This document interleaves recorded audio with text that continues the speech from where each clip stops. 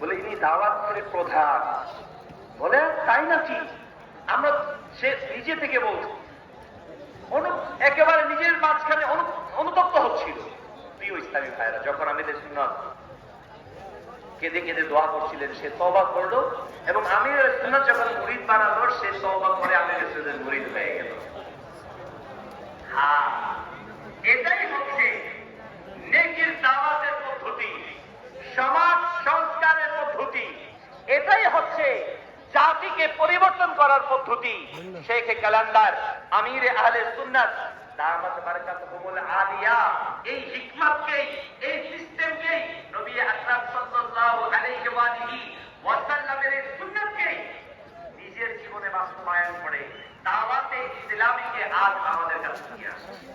আমি যদি চাই আমার দ্বারা এই জাতি কল্যাণ হোক, এই উম্মার কল্যাণ হোক, এই দেশের কল্যাণ হোক, আমাদের মাঝে এই বৈশিষ্ট্যগুলো, এই কোয়ালিটিগুলো আমাদের মাঝে আসতে হবে। মনে রাখবেন, শুধু বক্তৃতার